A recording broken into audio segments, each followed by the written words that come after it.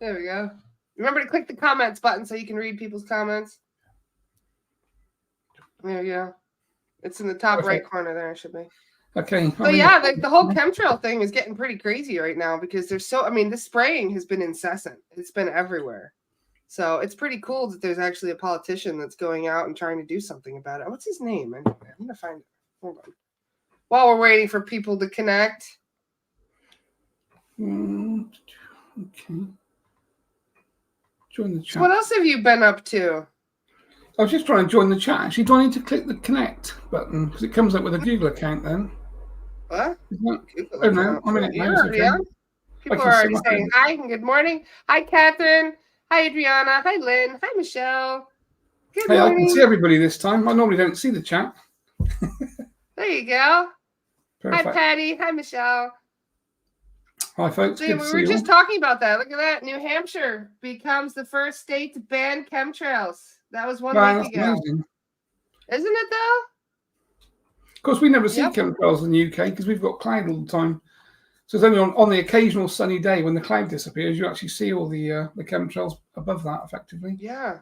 Oh, we get them everywhere. Every morning I go out and they're everywhere, all across the sky. Good morning, everyone. Welcome, welcome.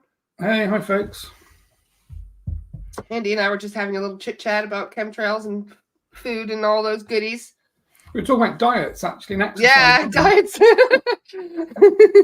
It's carrot juice with the collective today. I was just telling her, say, there's my carrot juice. I'm being healthy today.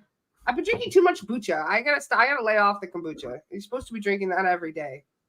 Hey, you know that too much carrot juice will make you turn orange? Good, won't need a spray tan then. Perfect. Yeah, I actually went on one of these juice diets years ago, and I drank loads of carrot juice. I started to go orange.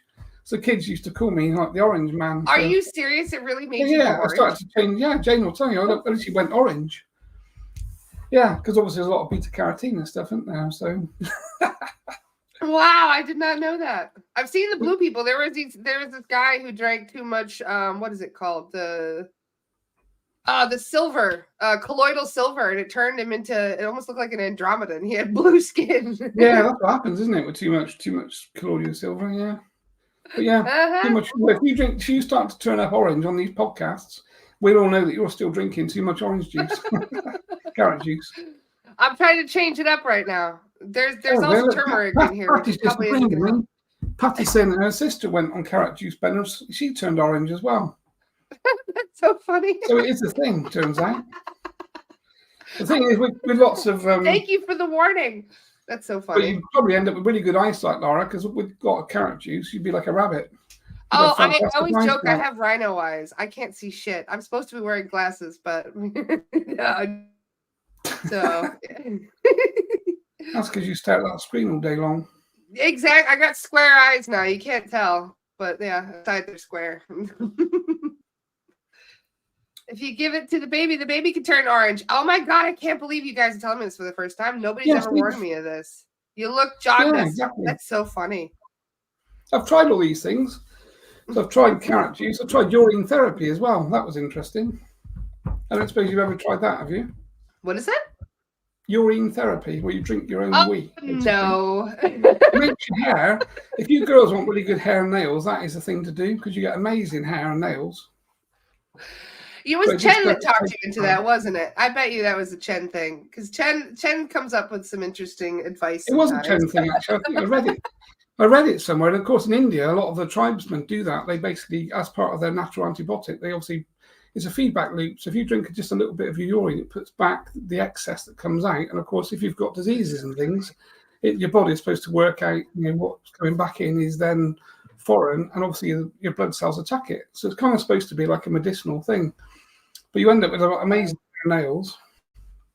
I have great hair and nails just from taking fish oil, but thank you very much for that recommendation. Adriana's not keen. Well, it's just different ideas, really. I think I read a book on urine therapy. It would have been a Chen idea, though. That's really interesting, though, because I have heard that before, and I actually got into an argument with a friend over that before. So thank you for validating him, because I thought he was full of shit. I didn't think that was actually a thing. Wow. Yeah. I've probably got a book. There's a book behind me somewhere on it, because we were on holiday, actually. I think we were on holiday in Spain. I was reading this book on urine therapy, I said to Jen, I'm going to try it. So we were in a spa at the time, so I went off to the spa with my little cup, basically, to do Oh my God. a bit of mid-flow, only like a little bit. But it kind of it's a bit of an acquired taste, to be fair. Wow. I did not plan this conversation today. This was... Oh, that's okay. Well, you know, there's lots of healthy things that a lot of people want to do, and it's not going to be one of mine, though. I imagine I couldn't bring myself to do it. No offense, Andy. You got stronger. I think as well in the book, there's a lot of people that were dying of conditions, like really bad conditions, and when they start to take in the urine and get that feedback loop, the kidneys start working again, lots of organs start working. So people that were dying of nasty things actually get better from using urine therapy. So that was why I was interested to try it, but. As Jane pointed out, it wasn't actually anything wrong with me at the time. Reminds me of the guy that had a really bad ear infection, and he took some of his earwax on his one ear and put it in his bad ear, and it actually worked. It fixed his ear problem. Yeah, like right. You take the healthy stuff and put it in the non-healthy area, and it sorts it out. But it is what it is. There's a lot of people that are going through these interesting natural remedies these days. Like there's even poop donors out there for people who have a healthy gut biome, and really? then I know somebody that does it. One of my very dear friends, I'm not gonna sell her out right now by telling it, but it's one of my very dear friends does that, where she donates her healthy gut to somebody else, and it's called a fecal donation, I think it is, but it basically brings your healthy gut biome into their So wow, I didn't know that. I'll see if I can find a book on that then. So this is not what everybody was expecting us to be talking about today. I can guarantee that. Sorry about that. I do apologise. I know I've taken us off topic slightly, really, to be fair. Well, it's keeping us on our toes. This is something very interesting that you learn something new every day. Exactly. See now, Kishia and I. Jinx Kishia. She said the same thing I did at the same time. Yeah, wow. You do actually learn something every day. That's what makes life interesting, I think, really. Yeah, exactly. So what do you want to talk about today, Andy? What's on your mind? So apart from urine therapy, so I was just going to talk about certification. So we sent out today the certificate emails to you guys that have basically passed the course so far. So that's really cool. So it's quite a big milestone from an SRA perspective for John and I, really, that we've actually got to a point that we took people on the journey that we've all been on, which has been up and down, I would say, to be fair, for some people, for some of the time. But it's been good. We're learning as we go. That's the thing, is that many of us are adapting and learning to these things. And so I must admit, I did a lot of practice. So you're well aware. Which is good. So I feel very comfortable with it now, and it's one of those things where it's probably the highlight of my day, to do a clearing. And I've even started doing clearings on myself. This is my new medium that I've been using to do clearings on myself. Cool. Yeah. Okay. So I check my sovereignty with this, and if it says not sovereign, then I call in the team, and then I check my sovereignty again, and I'm clear. Perfect. Yeah, and that's a really good point, because there are so many tools that we can use. Obviously, when you can talk to your guide, it's easier and obviously less hassle just to say, am I sovereign, yes or no, when you get the answer. But effectively, these other tools are really good as part of that journey, really. To answer your question, Patty, that's my pendulum. I have a rose quartz pendulum that's been working, and it works really well, actually. So it's nice when you can, even though I can't hear the soul guides, I know that they're moving that pendulum because it goes crazy. It goes nuts when I'm asking these questions. So it's good. So I've probably got a question for you then, Laura, actually, if we turn it around slightly. So obviously you've been on this journey, this whole SRA course. So there's a theory course that is like 20 odd hours of that to do and videos to watch and that kind of thing. And then the actual in-person for you was a good 40 hours with us. And then you probably spent 40 hours with everyone else whilst we were in bed doing other things. Yeah, I did. So kind of what would your kind of opinion of the whole thing be? Because I'd be interested to know, because obviously no one really has been on this whole journey, and we haven't taken anyone through the whole process whilst we were writing it and documenting it and then obviously delivering the training. So from my perspective, from you being really truthful, because I know you would be, it'd be quite interesting to hear your whole journey, really. Well, to be honest, at first, I was just dipping my toes in, and I had no idea what I was getting myself into, I must admit.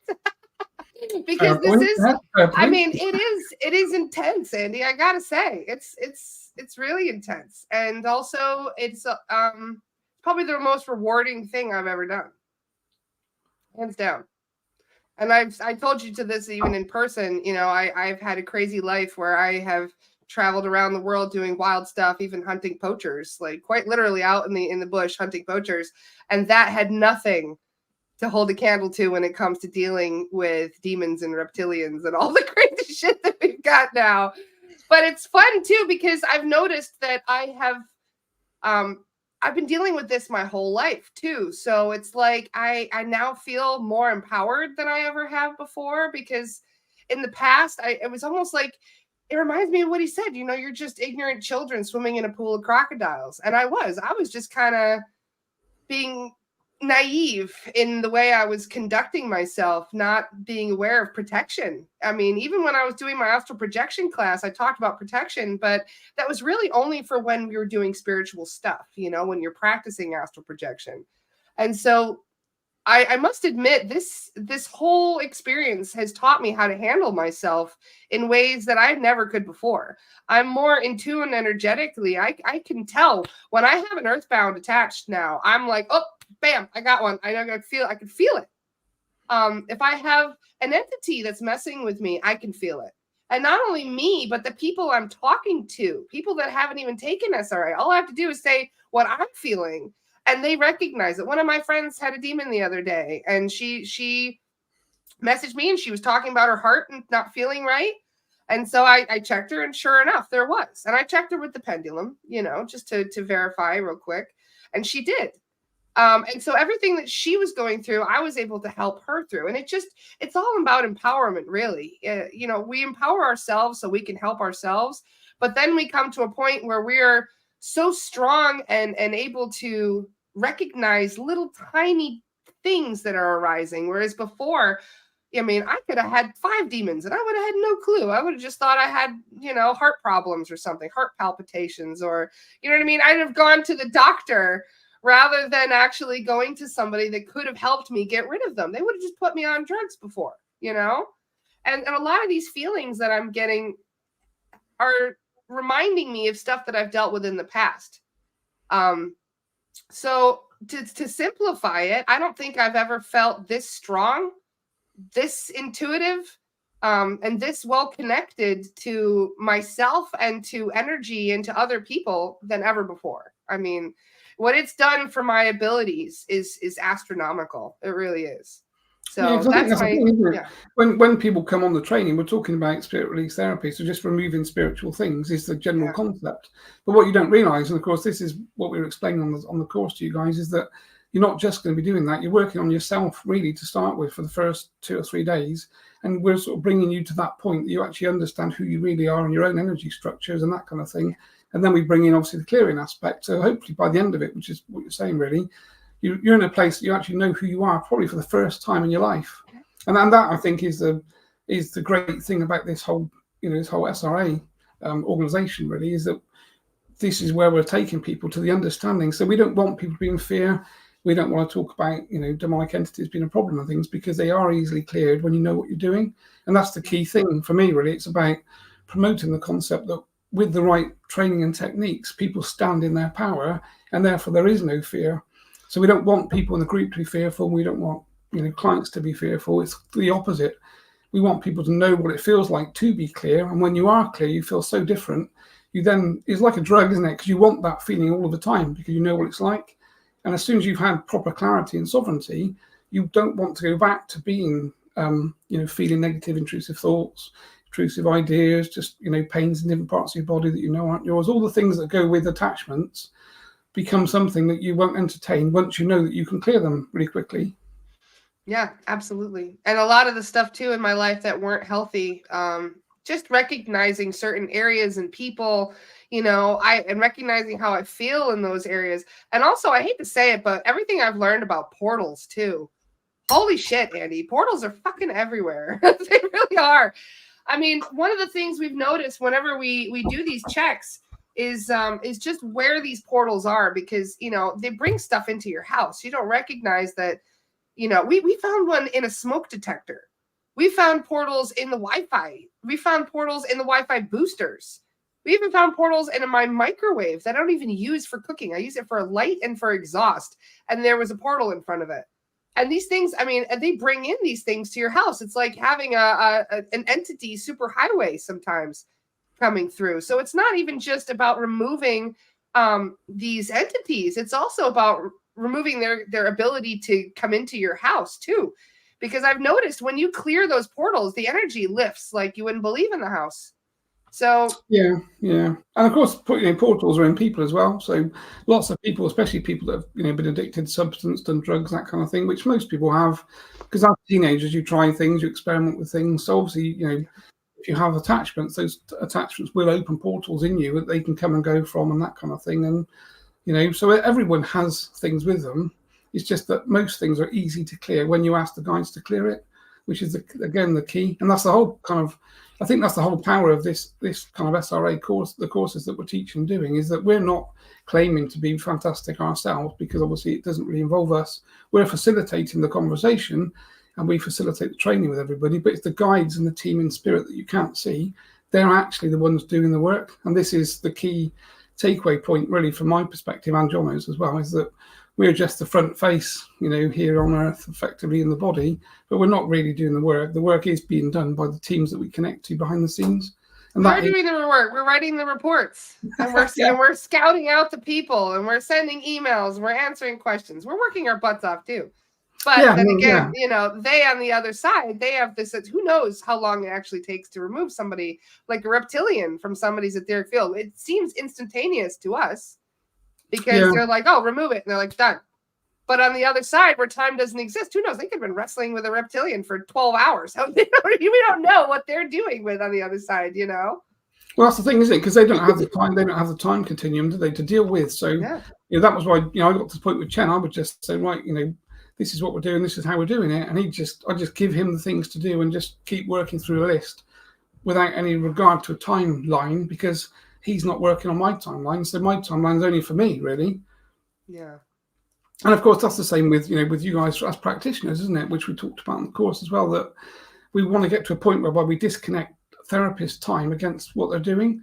So in the world that we all come from, we all think, if you book a therapy appointment for whatever it happens to be, there's a time, whether it's half an hour or an hour's appointment, and you think you're paying for that hour or that half an hour.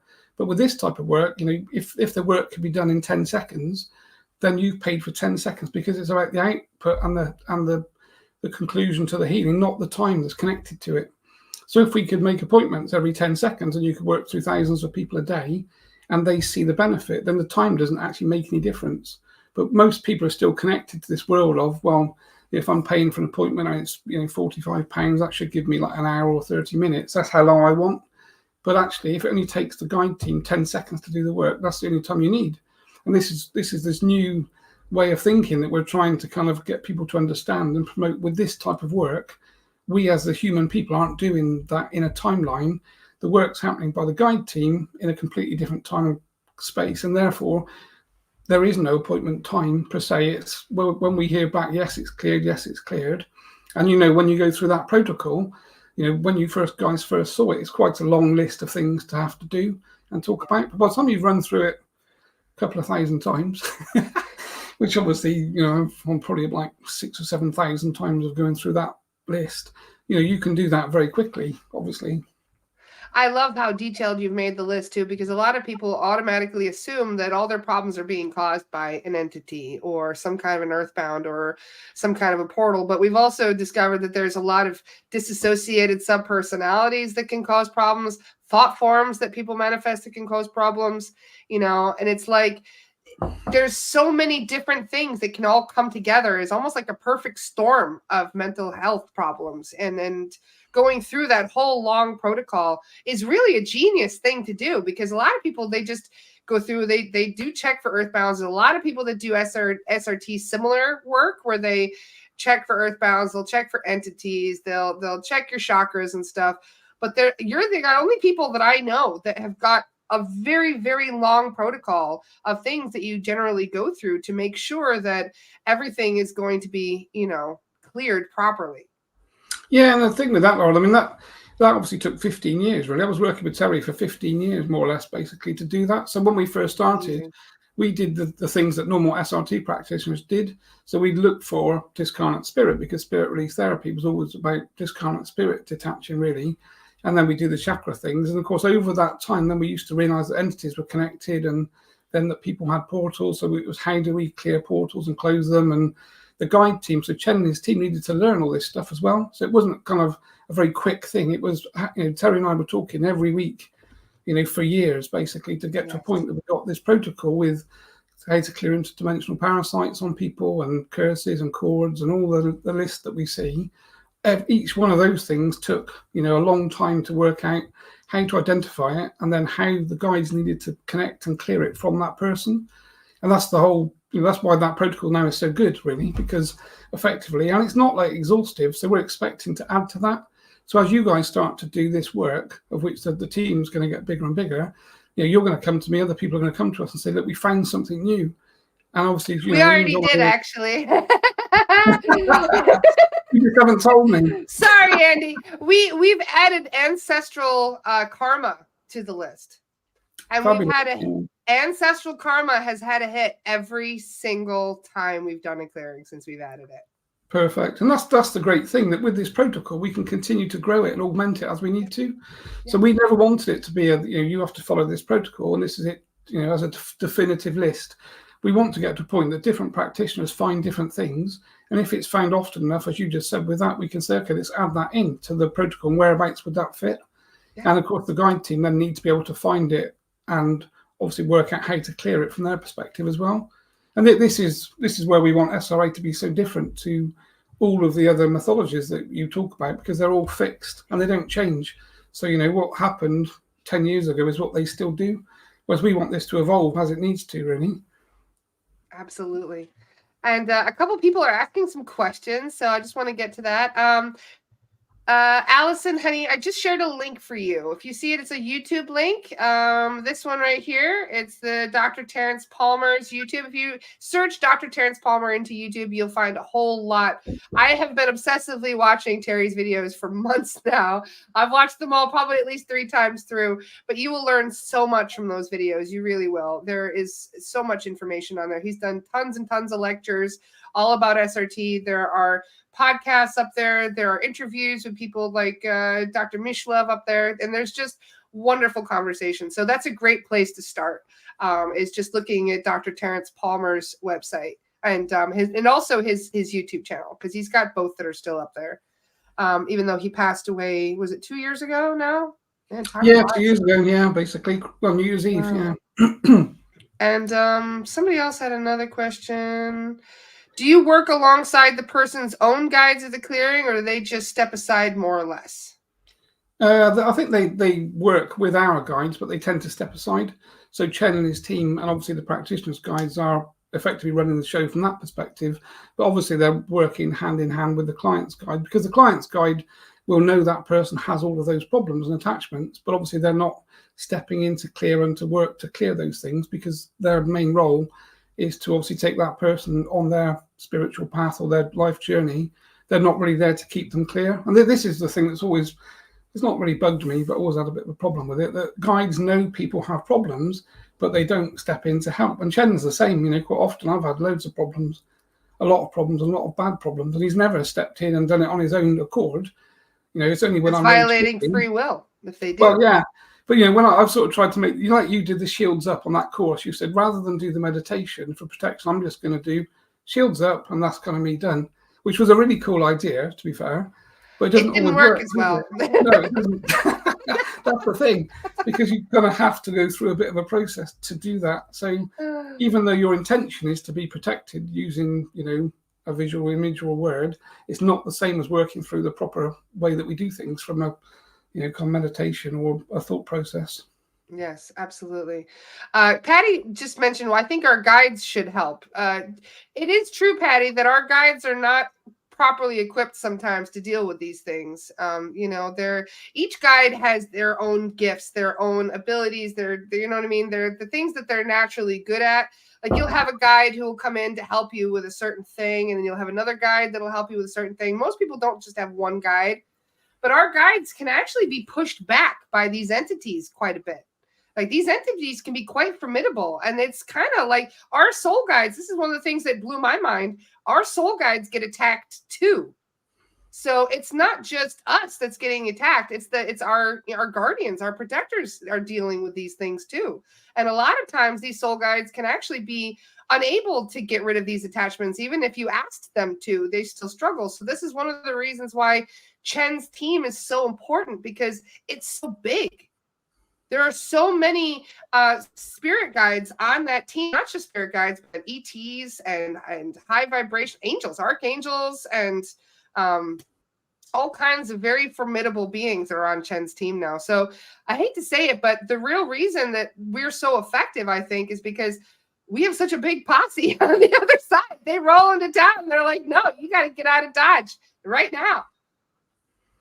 Yeah, I think that's the key thing. You know, when we started this, obviously it was myself and Terry, really. So it was Chen and Terry's guide, when Terry couldn't talk to his guide at all. So it was just me talking to Chen. So that was the initial team. And you can imagine, you know, the way we're able to do things now compared to that, with this huge team of not just spirit guides, but obviously there's a lot of deities that have joined that team, lots of which Chen won't even tell me who they are because he doesn't want to use the names.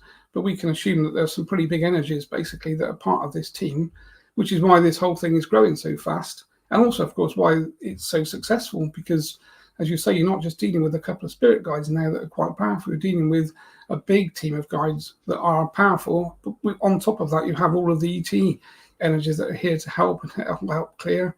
And then there's a lot of deities that walk the planet that we all know the names of, that probably are unspoken, really, from my perspective. But I know that they're part of that team. And you know, some of the names are pretty big that are in that posse, as you say. Yeah, you know, they're talking about Jesus Christ is in there, Shiva, Siddhartha. We've got even Thor. Was it Thor? No, Odin. Somebody said that Odin joined the team, and I was like, "Are you serious?" And they're like, "Yeah, no joke." So there's, yeah. And I think, well, from my perspective, this is where my passion kind of comes in, really, because I've always had this kind of dream of clearing like massive amounts of people in one go rather than one-to-one. So again, trying to get away from this concept of one-to-one therapy and, you know, timelines for booking appointments and things. We're getting to a place whereby, you know, everyone's in a space, whether it be remotely, all in one building. And, you know, we have a sort of, not a party in there, but, you know, you have some demonstrations and people talking, but everyone that's in that room is, you know, has a guide on their back that's clearing them, completely clearing them, so that by the time they walk out, you know, physical things have been worked on, as well as all of the spiritual clearing that needs to happen. Yeah. And that's quite a, you know, from my perspective, I've been thinking or working towards this for like 10 years probably. So it's been my kind of, you know, end goal to get to a point that we can actually facilitate that type of work. And that is kind of, you know, sort of world leading in that way of thinking out of the box, that we could do that type of thing. Yes, absolutely. To answer your question, Paula, I'm going to be doing my clearings a little differently. I'm planning on just not telling anybody when they're going to have the clearing. So that way I'm just going to, when you book a clearing with me, you'll get your report within 2 weeks. That's how I'm going to do it. I'm not going to, no offense, Andy, but I don't want people banging on my door 3 hours after the clearing going, "Where's my report? Where's my report?" So you've been dealing with that quite a lot. So my plan, and is also is kind of like a sneak attack where they don't know when the clearing is coming. So that way, if there's a set time and the attachment may know, some of the more intelligent ones can leave for a little while and then come back. And that, to be honest, Laura, that does actually happen. So we do have people that when we scan them, we get sovereignty okay. You know, we look at the etheric, it's okay. And then the person will come back and say, well, some of the problems haven't gone, the intrusive thoughts are still there. And I think that's what happens. Some of the more clever entities know, you know, because of course they know everything about what someone's doing. So know that the session's been booked and they know the timeline, obviously it's been booked on. But because that's one of the things Terry used to do, come the end, before Terry passed, you know, when we did sessions, he would keep the report and just basically send it like a week or 2 weeks after the work had been done and ask how they were feeling. So you wouldn't even say it'd been done, he'd just say, "How are you feeling?" And then he'd try and map in when they felt better against when we actually did the work. And he was doing the research to come up with the stats on that, basically, which is exactly what you're kind of saying. That's amazing. He was so methodical with this work. It's unbelievable. I'm seeing how meticulous he was with his cataloging of these cases. it's awe-inspiring. I really would love to be able to do it the way he was, but I don't know if I'm if I'm that detail oriented. Well, I mean, it was Terry. Terry was a researcher, and that was his way. And I spoke to him the other day. We were talking about something to do with the SRA assessor, so I checked in with him basically, and we had a big long chat. And the last few lines were, "Just get on with it." It was like classic Terry, basically. It was, just get on with it, and that's how he was. Like I think John has said a few times. We'd open a call with him. He wouldn't say, "Hi, how are you? What have you been doing?" It was like, "Right, case number 426. Are you ready?" Yeah. Is Chen there? Yeah, Chen's here, ready. We just literally run through it in a few minutes and you go, "Right, okay, I'm busy." And then the screen would go blank.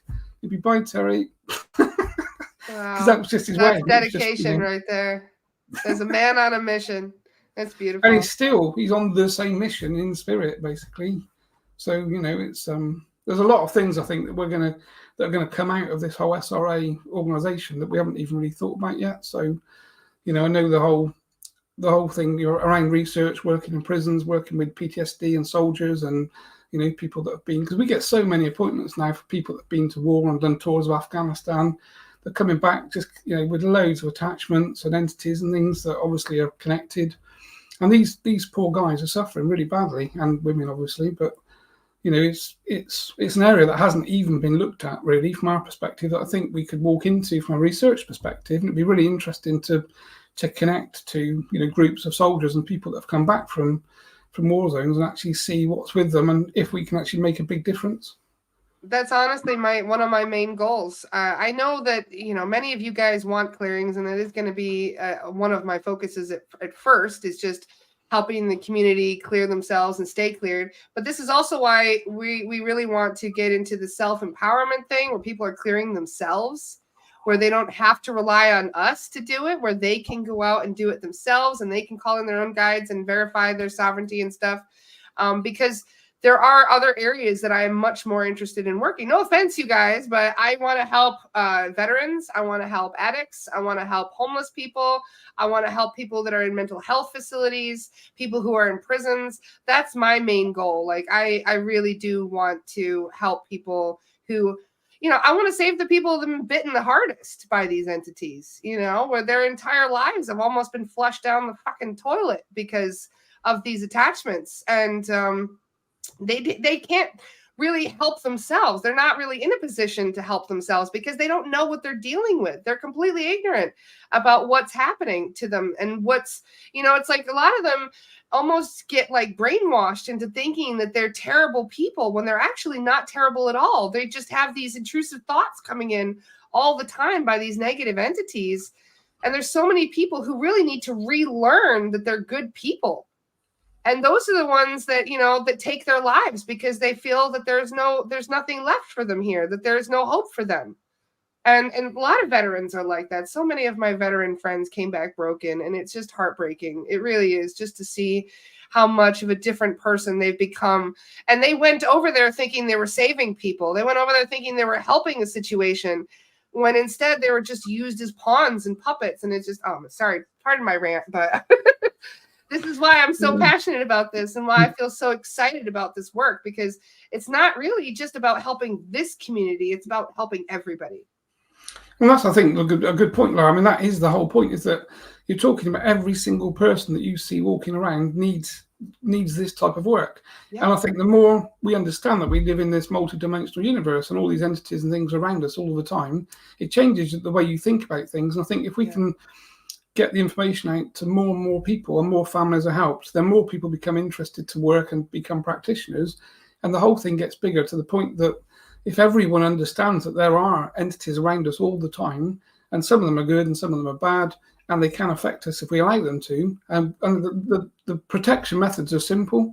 So you don't need to be a genius to do this stuff at all. You just need to be shown how to do it safely and protect yourself, and then everything changes in your life. And that's one of the things for me, really, is that we, I know John is the same, we quite like looking at people that have problem lives, really. And you see the change is dramatic over a very short period of time. So people can literally go from being, sort of life-ending suicidal to being actually happy within a tiny timeline, without therapy, drugs, all the other stuff that kind of goes with it. So it is kind of a monumental therapy that's just totally unknown by 99% of the people. Yeah. And that's why so many of us, this is probably the most important career that I could have ever chosen. Hands down.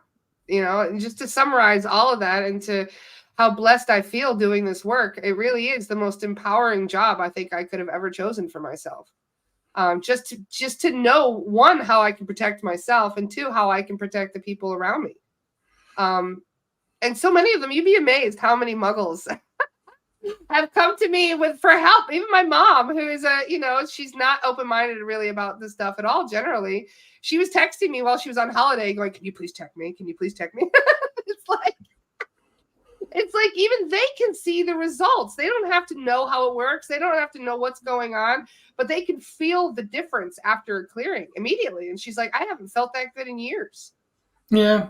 And I think that's the thing, isn't it? I mean, my mum passed like a few weeks ago, basically. So, and she was never into this. She didn't want to read my book, and she just thought it was just a complete waste of time. She used to say, "Why don't you put your time into dealing with the people that are living rather than the people that are dead?"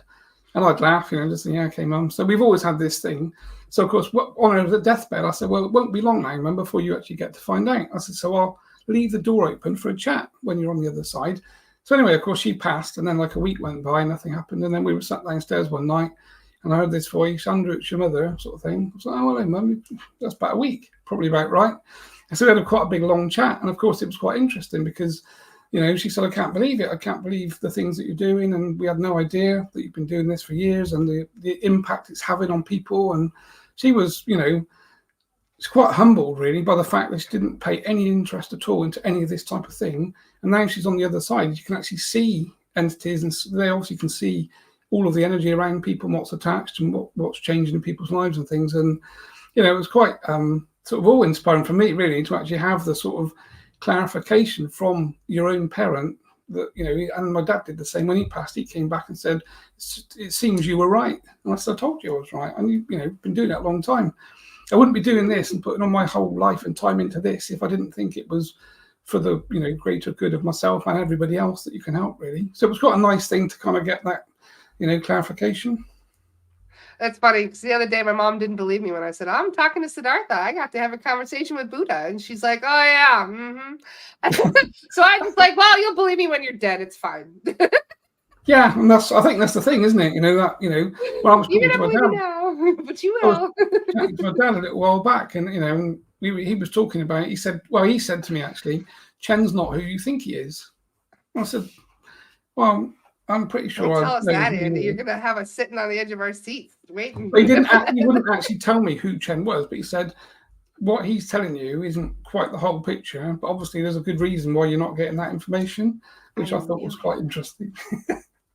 I knew it. Chen was just one of his relaxing lifetimes where he's just like, I knew it. But I don't obviously know who, there's obviously everyone has lots of lives, don't they? But obviously energetically, he's pretty powerful because of what he does, and therefore he's put this team together in spirit and they do what they do. So if you can remove, demonic entities and nasty ET stuff, then you can guarantee that him and the team are kind of big players, really, even though he goes by Chen being this kind of small Chinese guy that, lived in the 1600s. I love it. Well, speaking of Chen. It's a good time, actually. Can we actually say hi to Chen? Yes. There's a couple things. I've got a couple questions. You've got some questions ready. Yes, I do. Good. He likes questions. I know he does. He's probably already know what I'm going to ask already. He's going to take my watch off. Yeah, take your time while I drink my carrot juice. Yeah, you start to go orange. Okay, I'll just do what I normally do, basically, and then you can have a chat. So if you can bring me back for about half past this, that would be cool. Yes. Or somewhere around there. Yeah. I've got another conference call at 4 o'clock UK time, which is... No, you're fine. I will make sure you're not late. Perfect. I'm setting an alarm. Hey, that's very organised. It is. My alarm is Jane normally banging the thing downstairs. We'll have a 25-minute chat and Chen talk. We'll make it till 10:35, and then we'll have 15 minutes with you, and then we'll let you go early. Okay, cool. Cool, okay. Good day to you, my dear. Hello, Chen. How are you? you? Jinx. Well, very, very well. Thank you. Good. How have you been? What have you been up to? Well, I'm splendid, as you can imagine, because of course, every day for me is another marvelous day because we don't have all of the trials and tribulations that you have in the physical body. So I'm enjoying myself. That's wonderful. Things are getting very exciting down here. Things are exciting up here too. Yes, I imagine so. Things have been developing quite nicely. What's been going on for your team? Any new insights that you could share with us? Well, from our perspective, our team in spirit is growing. It grows every day. There are more and more energies, let's just say, that join the what we're calling the union. So it's a union of different entities. As you've been speaking, and you were quite right at the outset of the conversation, that to start with, of course, it was just a very humble small team, myself included, that started this work with young Andrew and Terry. And then, of course, more people joined. As more physical people joined, therefore, we had more spiritual energies that were attracted to work with us in the way that we did. And then it became very apparent from my perspective that to perform successful clearings and healings in the way that you understand and see them, we needed to attract very high vibrating, powerful entities into the team that we have from a spiritual perspective. And of course, that became my mission. And as Jan Andrew said earlier, that mission's taken a long time. So in your timeline, 10 to 15 years would seem a long time. As you can imagine on my timeline, although we have no concept of time, there still is the concept that things take time to do. So building a union and a team of different energies has been my passion, really. And every time we have a new high vibrating entity come into that team, it means we have new capacity to clear people in a completely different way. And of course, more people in parallel. And that's been my goal, really. My goal has been to build this team, this union in spirit with the highest vibrating energies that we can attract. And now we have some very big names that have joined on our side. And of course, that means the capacity issue has become negated from my perspective. So we can work on large numbers of people now in parallel in the way that you understand them. And obviously, as you know, I myself has been working quite closely with young Mr. Palmer that passed, young Terence. So he and I spend all of our time together plotting and planning, and we need to orchestrate connections from your side. And of course, this is the bit that probably goes, it's either misunderstood or isn't really addressed properly. So for you in your physical lives to meet people and be drawn together as groups and as people connecting in the way that you do in your normal life, the guides have to be involved to get you to the right place at the right time, or to put the thought in your mind that you need to be somewhere. And of course, from our perspective, it means that we need that to happen behind the scenes from a spiritual perspective. So we now have, obviously, Dolores Cannon is obviously part of this team with young Terence. And we have Dolores, yes. We decided that because religion is such a problem, I'm afraid, on planet Earth, religion at the core level, most religions are positively good. They have good teachings, they have good understandings.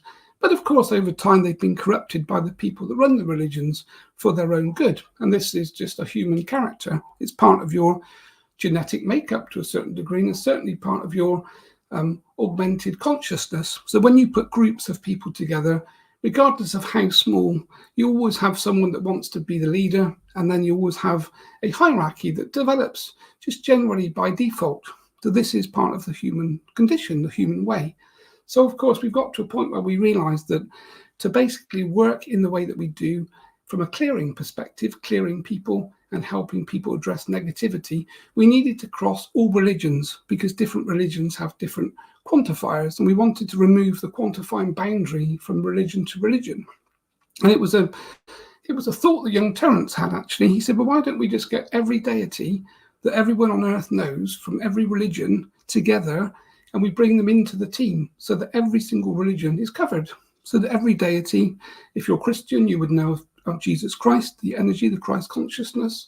If Jesus Christ and the Christ consciousness is part of this team, then we bring in the Buddha energy, and we just work our way through every deity. And that's what we're now doing. We're basically onboarding every deity that has been and walked the planet that you currently live on to be part of this team. And that way, every religion is covered. every human being that has a religious connotation or alignment will be covered in this team.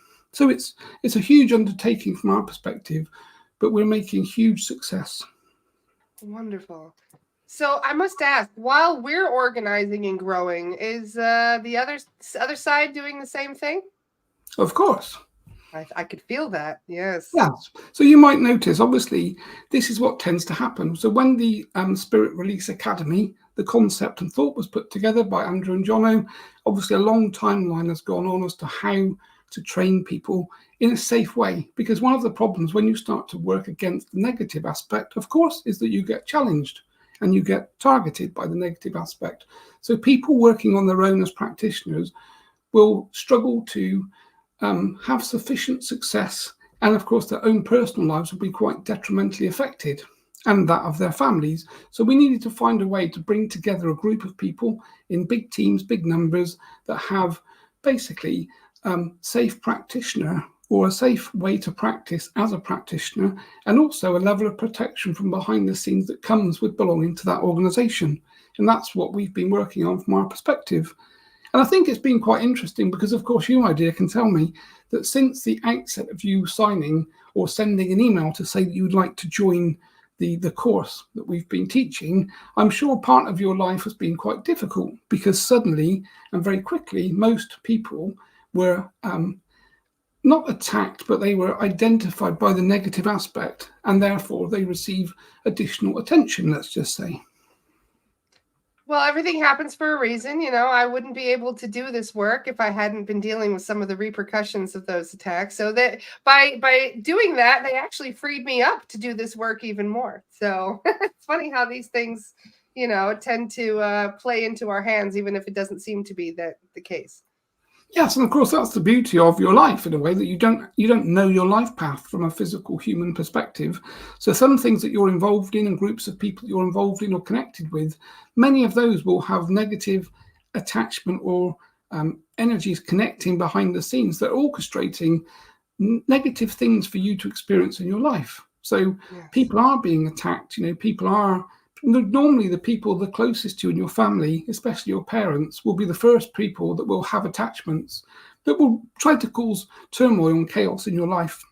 And of course, that turmoil and chaos generally takes time to resolve and cover from your perspective. And that, of course, means that you take your eye off the ball and the motivational training that you're trying to learn. I think many of us have already been going through a trial by fire before we even came to this anyway. I feel attachments my whole life through my loved ones and stuff. So it feels like even though you alone kind of leaves you open to these attacks in the first place. Yes, and of course, the only way that you really learn anything is by experiencing it. So if we talk about, if you want to be a practitioner in this particular field, then you need to have endured negativity in your life to understand what that means and how it orchestrates itself in your life and the type of chaos that is created. And then, of course, you soon learn how to deal with it and walk into the light from a positive perspective. And this, of course, changes you. It changes your life and it changes your vibration, most importantly, because you move out of fear completely. So all of you that have been on this through this training course, I'm sure if you'd have known that you were about to take on, maybe someone would have had second thoughts. But I'm sure if you look at your lives now, you'll see that the benefits are so positive that they almost seem unbelievable. It only strengthens my resolve, to be honest. It makes me want to do it even more. So that's good. A couple of people have had some questions. One of the biggest questions I keep getting is, how come we can't clear ourselves when we have a large attachment? Like, let's say if a reptilian were to attach to me, how come I need to call one of my other colleagues to clear it rather than me being able to call my own team to clear it? Yeah, so it's probably one of the best questions, my dear. So I would expect that to come from you, which of course is good. Thank you. So from our perspective, if we go back to the concept that everything is energy and vibration, if you have a high vibration and then a negative entity or attachment is connected to you, obviously they block the guide connection immediately. So you're not able to connect very easily now to your guide. People that are using telepathy to talk to their guide will probably find that they end up speaking to what they think is their guide, their soul guide or spirit guide, but the entity is masquerading as that guide. And of course, it changes and reduces their vibration dramatically. So you move into quite a low vibration from your own perspective. And that's why you then find it hard to clear them. But of course, another practitioner that's vibrating at a higher frequency, connected to source and connected to our team, can come in basically and effectively remove that entity with complete ease. Thank you. I think, and it's probably the same for all practitioners of any type of healing modality. It's so much more difficult to heal yourself than it is to heal the people that you would see or perceive to be your clients. That makes so much sense. Thank you for explaining that. Very helpful. So about the other side organizing, is there anything that we can do to kind of throw a monkey wrench in their plans? Well, it's a big conversation, I guess, from that perspective. So again, if you look at planet Earth, everything is vibration, and the planet of the vibration of this particular planet has been very low for a long, long time. And now we're working to a point that whereby we and you together have the opportunity to basically break this negative control. So everything from a spiritual perspective is manifested in the physical. So if you look at your organizational structures from a physical perspective, so your world leaders, your politicians, your corporations, everything that has money and power in the physical is the same concept in the spiritual. So the negative side has had an advantage here and actually has, if you like, more energy from that perspective. And that's why, of course, everything is so negative. It's why your politicians are corrupt. It's why your companies and corporations are looting the earth, taking all the resources in any which way they can. And obviously the banking system is a control system that was put in place to control people. And then if you augment that with religion on top, every structure that you're born into as a physical human being is a control system, basically, and different people are controlled in different ways. So if you take that vibration and then overlay that into the spiritual aspect, you would understand that the spiritual aspect must be vibrating at a very low frequency to sustain all of that negative, corrupt control. And that's what we're now here to do. So from my perspective, we're here to clearing people, clears a physical person and makes them feel better. It removes the spiritual overlay of negativity and control. And as I've said before, you then change your vibration and it rises dramatically. And then when you walk around the planet and you talk to people, you change the planet's vibration in a positive way. So my whole role here is to work on planet Earth primarily to raise the vibration. And I chose to do that by clearing each individual person in time. And this is why we're looking for this to move out into big numbers to get the parallel concept happening, because the more numbers of people we can clear, the higher the vibration of the planet goes. And this is where you're going to see, I won't say too much because some of this conversation I actually had planned for that audience with Chen that Andrew's booked in February. So he channeled me to Jane, and I said to Jane, there's a conversation I wish to have with everyone, and we're going to basically extrapolate and explain what's going on the planet at this point in time, 2024, and how we're going to work to change things. So some of this conversation is the same, but the general concept is that the control system now is fracturing, and that's what you're seeing. You're seeing everything falling apart. And of course, as you know, when you take a negative control system that's had control for so long in all ways, and it starts to fracture because the vibration is unsustainable, then this is when you start to see war, because war is always used to bring the vibration down.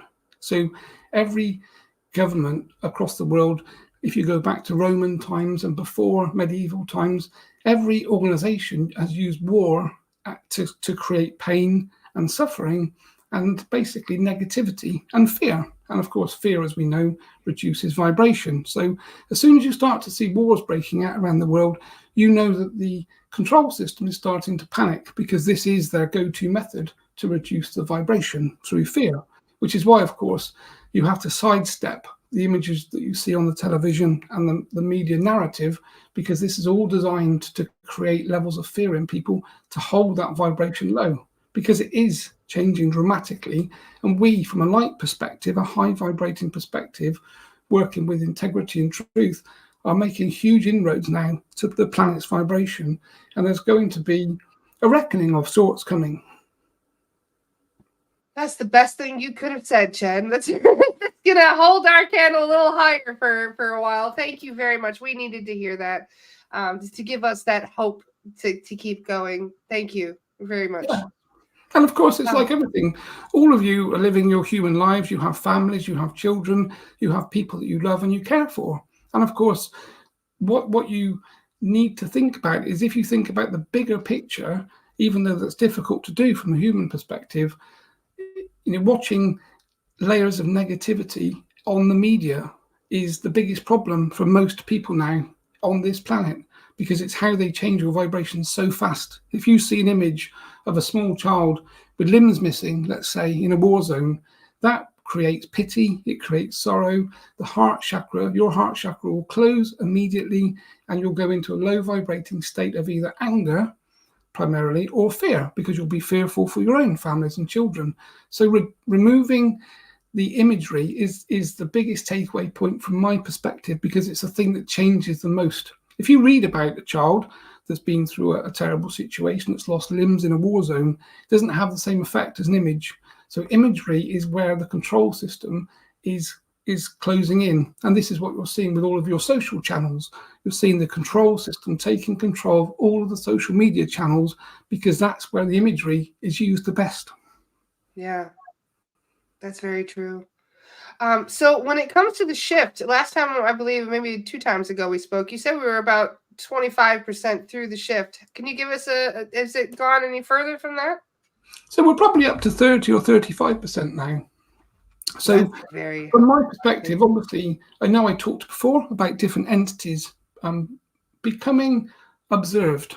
So people will start to see interdimensional entities, basically, much in the same way as Andrew's favourite film. So the favourite film that he likes with John Carpenter, called They Live, is a very clear understanding of how things are. So the main character puts on some glasses, and those glasses give him the ability to see through the visual aspect and see interdimensional entities that, of course, in the film are shown as reptilian aliens, if you like. So again, it's a film, but the concept being the same, is that there are interdimensional entities that exist in a physical form. You see them as human people, but they're not. Their energy isn't human. Therefore, the decisions they make and their understanding and the way they exist isn't human. And obviously, they feed on low vibration and pain and suffering for people. So some of these people now, you're going to start to see, or people are going to start to feel, that they're not human. They're not the same as you. They don't have the same vibration, and therefore they're not aligned with your thought process or general consciousness. Wow, that makes so much sense. I'm so excited to hear that we're almost 35% through the shift, because many of us have been waiting for decades for this to happen. So that is also going to help keep us going. Thank you. We only have a couple more seconds. So is there anything that you would like to say to the collective? Any messages for us today? My main takeaway point is always the same. As you know, my dear, I always say keep laughing. So finding things that make you laugh and feel good, music, watch media, watch films, watch comedy, anything that makes you feel good about yourself, you must continue to do. Things that don't make you feel good, turn off, walk away from, change the imagery that you see. So everything is about imagery now, really. And this is what you're seeing. This is what we've just talked about. It's all about what you see in the media.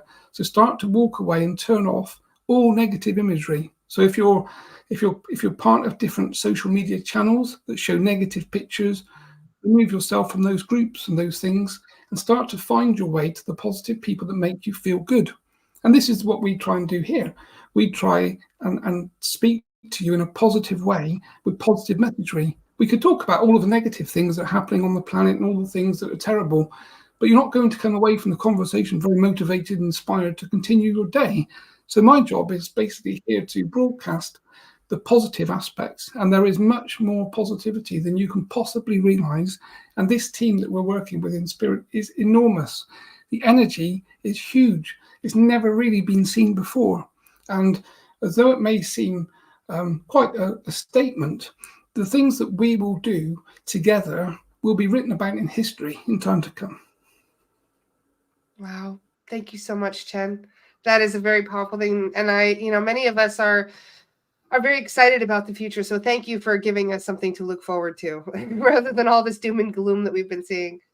Is there anything that we can do to clear properties, or how do you feel about us clearing ourselves? Because that's one of the things that we're now starting to practice. Any advice for that? Yeah, so following the meditations, the clearing meditations is the best place to start for most people. Most people are not able to connect to their guides and not able to hear other spiritual helpers like myself. So clearing yourself through your own intention, following guided meditations that you know are positive, would be the best starting point. And then, of course, again, everything is intention because you'll manifest everything with your thought process. So as soon as you catch yourself thinking negatively, stop yourself and think, okay, I could continue down this line of thought, but it's negative. It's going to reduce my vibration. I'm going to change my thinking. So in terms of your houses and your property, just visualize yourself inside a bubble of light and put your house inside the middle. That thought process and that intention changes the energy of the structure that you live in. And then you put a thought out to the guide team, your own guides. You can put a thought out to myself, Chen, and his team. And basically, we will bring in a level of protection for you. Not to say, of course, that you won't be attacked and there won't be negative problems and there won't be chaos, because that is part of being human, unfortunately.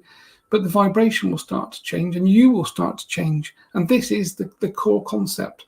You look at yourself, my dear, now I look at your vibration compared to when we first met and we first had the first conversation. Your vibration has gone up drastically only because you now have confidence and you have manifested your own power in the way that we teach these things.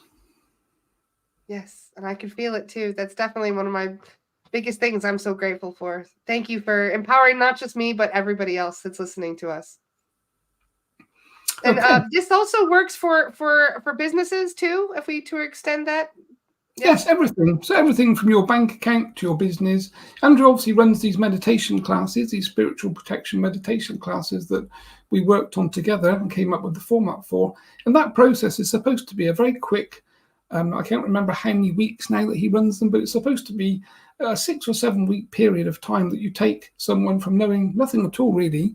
And by the time they finish the course of 6, 7, 8 weeks, they understand how to protect everything in their life. You don't need to be able to talk to your guide. You don't need to become a medium in a very short time, but understanding the process and what we do and how we do things. And of course, connecting yourself to the team behind the scenes is the key point of the whole thing to a certain degree. And this then changes your life. We can feel it already. Thank you so much, Chen. I'm deeply, deeply grateful for everything that you have done for us. And thank you to the union as well. We're very grateful to everyone that is coming together to help us, step into our power and overcome all of this darkness that has taken over. So we love you, Chen. I just wanted to say thank you for everything. And I look forward to speaking with you again next month. Yes, well, thank you, my dear. Thank you for giving me the opportunity to obviously convey my thoughts to the audience, which of course I love to do with passion. And I will say to you all, keep smiling and keep laughing. Good day. Good day to you. Hi. Good morning, sunshine. There's going to be a reckoning, Andy. Okay, I'm back. That's what he said. Chen said there's going to be a reckoning for all the baddies. There's a reckoning here every day for the baddies. Yeah, so that was good, I guess. Hell yeah, it was good. That was everything we needed to feel strong and empowered today, you know? Yeah, he's quite good for that, to be fair. I'll listen to it later and see what he says. Oh, it's exciting. He mentioned They Live, too, which is also one of my favorite movies. And he was talking about how accurate it is to what we're dealing with. I know when I first watched They Live, I just laughed and just thought, wow, it's like, it was a really kind of good concept. And then as time went by on my own spiritual path, I realized that this is my reality, really, which kind of seemed odd, but it effectively is. That's all we're doing. We're just running around going, put the fucking glasses on. Yeah. Yeah, but people don't like to put the glasses on, do they? Because they're worried about We got to chase them down and beat them up a little to get them, put them on. Yeah, exactly. Yeah, that's the way the world works, isn't it? It is. But honestly, and he also, one of the things that he also said is I asked, the team, if our team is growing, is their team growing too? And he goes, oh yeah, they're organizing too.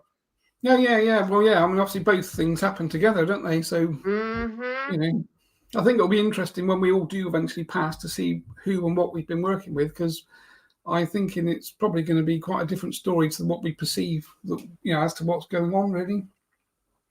Yeah, yeah. It's gonna get intense. It's really is. You can feel it's getting intense every day. He did say we're about 35% through the shift, 35%. Yeah, right.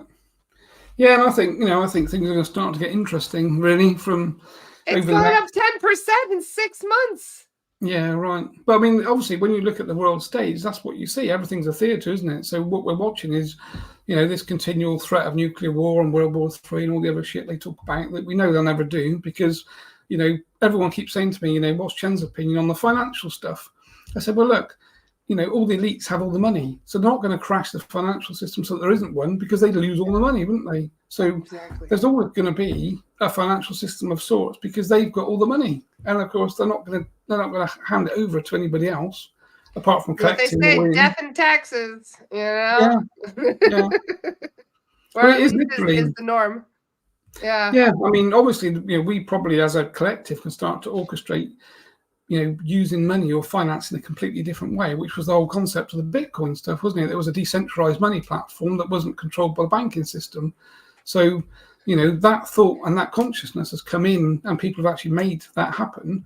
So there is all of these things happening behind the scenes that they don't really talk about much, but obviously it's going on for whatever reason. Yeah, it's going to be really exciting to see what happens. Lisa came on with the perfect timing to ask this question. You already mentioned when the online class will go live? Good question. Yes, That has been the question that's on everyone's mind for the last 6 months, really. So yeah, from my perspective, it's like apologies that we haven't really got to that point. So back in probably early October time, we decided that we would focus on delivering the in-person course because that was going to validate all of the information, and obviously we hadn't had people go through the theory course. So when you guys, as in Laura and everyone else that came, went through that process, that was really good to validate which parts of the course are good and bad, which bits we need to change, that type of thing. So that was good. Whereas obviously if we'd have set everybody off on a course remotely that didn't really work properly, then it's difficult to change it behind the scenes. So we wanted to make sure that the course had been tested by people that had no idea what they were about to go through, like Laura. And obviously that's kind of work, which is good. So our theory is now that we're obviously talking about, John has obviously got his operation coming up soon. So he was in hospital Friday last week. So I took him to that. Well, picked him up from that basically, kind of walked out like a drunk person and sat in the car and said lots of things like a drunk person would whilst I took him home. So the plan is that as soon as he gets this operation date sorted and gets through that, then we're going to do another in-person course in the UK, probably April, May, but we're looking at bigger numbers this time because we've done Laura's group with the guinea pigs that did the test run. So we're looking at getting bigger numbers to do that training. And at the same time as that's happening, we've now got more assessors. We had Tara and Natasha that are fantastic, and they do a fantastic job. And they're kind of heading up that assessment team. And there are new people coming in that are joining that as well. So we've actually got people working with us now, whereas up until now it's been myself and Jono trying to do everything, which is a pretty huge task really for the things that we're trying to roll out. So, and obviously Laura's, like social media, all the stuff you're doing is fantastic, and we really appreciate that aspect of it. So the whole thing is now rolling really. We feel like we're kind of moving. We've got code of conduct on the website. We've got a lot of legal stuff sorted behind the scenes that we need to do. So we're looking at starting these remote courses within the next probably month or something. Wonderful. And obviously drip feeding numbers of people in so that we can actually, because each person that joins the course will be assigned an assessor basically, and that assessor will take them through the process of, as you know, Laura, there's quite a lot of questions, things to talk about, and there's a timeline to do that as well, of course, depending on the type of course you're joining. So we just need to get the dates sorted, but we're kind of, now we're in January, we're aiming for sort of February to be in a place that we can start rolling things really, which will be great. That's exciting. It's exciting, yeah. And do you guys have any questions for Andy while we've got him here? He's so busy that we got a couple more minutes here that we can get some answers from him. If you guys have any. I was just looking at Sonia Gar's comment. 1988 was the John Carpenter They Live. Oh, that makes me feel really young. I was 3 years old when that came out, Andy. Yeah, I was a bit older than 3. Oh, God, I love it. Amazing. Is Chen and Bashar prohibited from opening their eyes? Wondering why, when channeling, I've noticed they have their eyes shut. Well, Chen can say in the past, he can see everything, right? He can see energy. It's distracting to have the eyes open because so they don't really see in the same way. So they, when they open the eyes, they just see all this movement of colors of energy and that kind of thing. Because obviously the human body is doing the translation to the brain as to what we see when we see things physically. So I've done it a few times actually, but of course my eyes are totally black. So Jane hates it. So if Jane's talking to Chen and he opens his eyes, she doesn't like the whole look, because of course it's not me for one, for her. He looks like, you know, like a demonic you look at this attachment. guy with like black eyes. She says it's pretty disconcerting for most people. And I think as well from a medium perspective, because obviously we can't see, they're taking over. I suppose when the eyes are open, there is whether it be confusing for Chen and Bashar, I don't really know, but generally he never opens. He will open his eyes sometimes.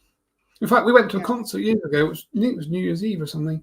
It was a Christmas concert in Bath, basically, in the massive church. It's huge in the UK.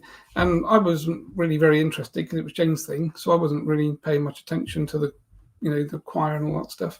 Anyway, I was chatting to Chen at the time and he said, "Oh, can I take over? Because I'd love to hear this in the reality of how you hear it."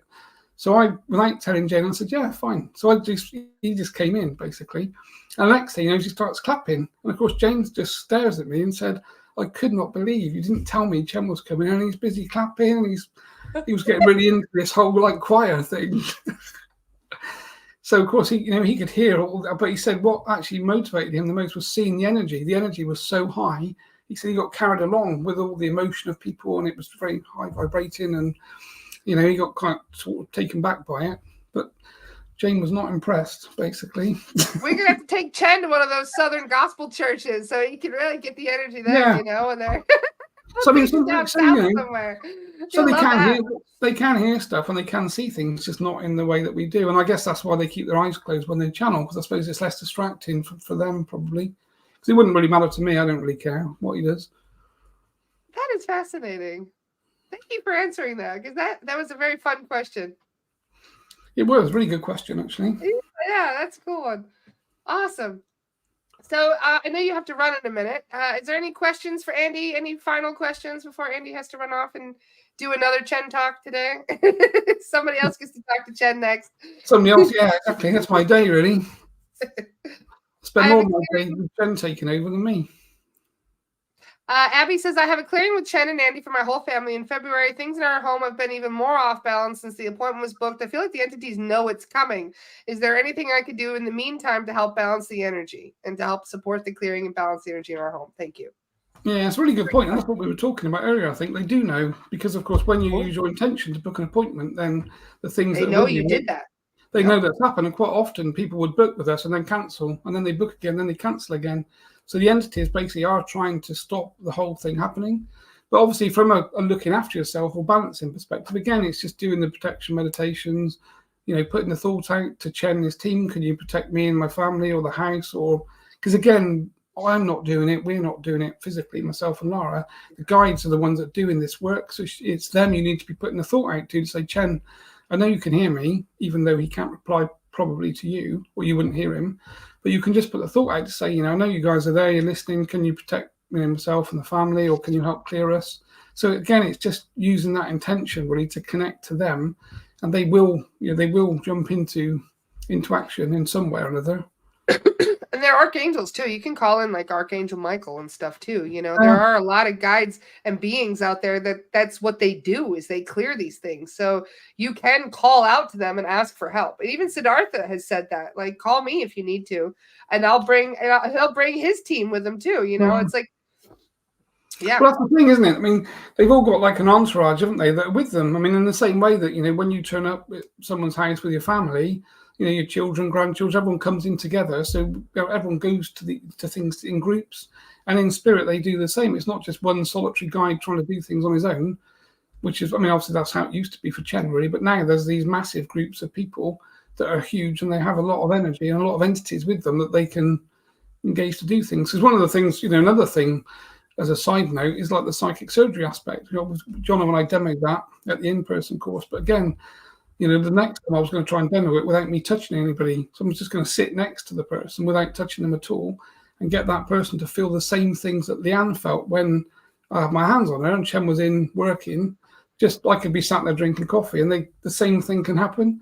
And this is something that we're quite keen to start to bring into the conversation again. It's another whole distraction, but psychic imagery in the way that we do it, with the guide team, effectively, again, is something that we would be quite keen to teach to everyone. Leanne's back problems have not come back since you did that psychic surgery on her. Well, I didn't know that, actually.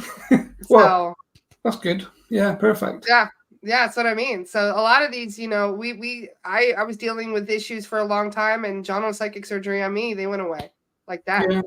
So it is amazing, what happens when you clear these blockages within your etheric body. You can have all kinds of wonderful results that you don't even recognize. You know what I mean? Things you didn't even know were wrong. Yeah, that's the whole thing, isn't it, really? And obviously people that have, a lot of negative things in their body, organ failures and all sorts of diseases and things, generally, obviously, some of those things can be cleared with this type of work. Obviously, some of it's going to involve dietary changes and lifestyle changes, that kind of thing. But ultimately, psychic surgery is another, obviously a passion of mine. I've been doing it for 20 years, but it's another thing that we can start to teach. And I said to Jono, when we do that in-person course, what about having a few more days after to actually get people on couches and teach the students how to do that as well? Because then they go back to the different parts of the world they came from with, 2 strings to the bow as opposed to 1, really. And the second string is quite a cool thing to have. And again, it's pretty easily taught from our perspective, really. Yes, absolutely. And for those of you who are asking, yes, you can call in Chen and the team and just ask them to come and do a clearing on you today if you want. You don't have to, wait. It is nice to have the report and to, get a validation as to what you were dealing with. But you can always just call in the guides at any time and ask them to clear your house and to close portals and whatever else. But remember that you have to ask. Like, they're not going to violate your free will and just come and do it for you. You have to quite literally set your intention and give them permission to come in and do those things. So just going to answer another question, just so I know time's ticking on. Lisa's just asked an interesting question actually about, can you explain why we need the SRT trained people to be the go-between between spirit and us, which is a really cool question actually. Yeah. Because of course it's all about vibration. So the whole idea is that you need to be in the right mindset with the right vibration to be able to work really with the spiritual teams in the way that we do. So I know you and I were talking earlier about diet, Laura, because you were talking about your keto diet. And I said, when I started to learn this, Chen gave me the ultimatum that if I wanted to do psychic surgery with him, I had to be vegetarian, basically. So I went veggie for like 8 years whilst I was in effectively training to do psychic surgery. And then it turned out at the end of it, when I actually started to eat meat again, he said, actually, it wasn't really about the vibration, it was about the commitment to do the work. He said, so I thought if you're not committed, you won't be a veggie for very long. So it was more about him testing me to see what level of commitment there was, as opposed to the vibration aspect of meat and not meat, really. Siddhartha told me the same thing last week, so thank you, Andy. He's like, you need to go veggie if you're going to do this. I was like, I already did that. Yeah. I was veggie for 6 years, and I wasn't channeling anything back then.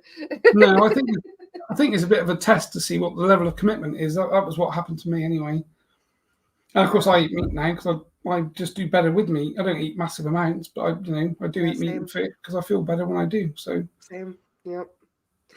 Well, that's good to know. Thank you so much, Andy. I'll give you your 10 minutes so you have some time in between appointments. Thank you so much, Andy. I know for squeezing us into your busy day. That's all right. It's comfort break. It's a really big treat. Today at 3 p.m., guys, on Divinate, we're going to have Daniela and Laura Whitworth on the paid membership, How to Keep Your Frequency High in a Volatile World. So that's perfect conversation to segue into today. So that's at 3 p.m. So you don't want to miss that, guys. Laura is amazing, and all the knowledge that she has is just so helpful. Yeah, I think we need to have a conversation with Laura, don't we? Actually, I was gonna say, as soon as you and I hang up, I'm gonna try and squeeze that into your schedule somewhere, so that way the 6 of us, we're gonna have Laura Whitworth, me, you, Jono, Daniela, and Christopher get together so we can collaborate something cool together. Yeah, fab. That'd be really good. Perfect. Yeah, Laura Whitworth is wonderful, and she's been basically doing this work by herself for years, but she does clearings via hypnosis. So it's like, the aftercare aspect, working with Laura Whitworth would be wonderful. I feel like, you know what I mean? Like, it's not only just about the clearings, it's about making sure that we're not getting new attachments too, because it can be sometimes a revolving door. You clear them, and then if you haven't sorted out your thoughts or your environment or whatever it is that's lowering your vibration, they'll just have new ones come in too. So I think that's part of it as well, Laura. Actually, it is always a circle. Basically, it's just the more time you put into clearing yourself, the better you become, and then eventually you get to a point that you are clear all of the time, or most of the time. So it's not a failure to have attachments at all. It's probably a good thing because it gives you the opportunity to practice and learn. That's how I've kind of always seen it, really. They're show us our triggers. They're bringing out our shadow work. They're doing us a favor. They're showing us all the things we need to work on. So cool. Yeah. Awesome. Love you, Andy. It's so good to see you. Yep, great to see everybody. Thanks, folks. I've noticed all the. And don't forget, at 9:30 a.m., Kaya is also be doing her activations, guys. So don't forget tomorrow morning, okay? 9:30 on Divinate. Awesome. Much love, guys. See you soon. Bye. Bye-bye.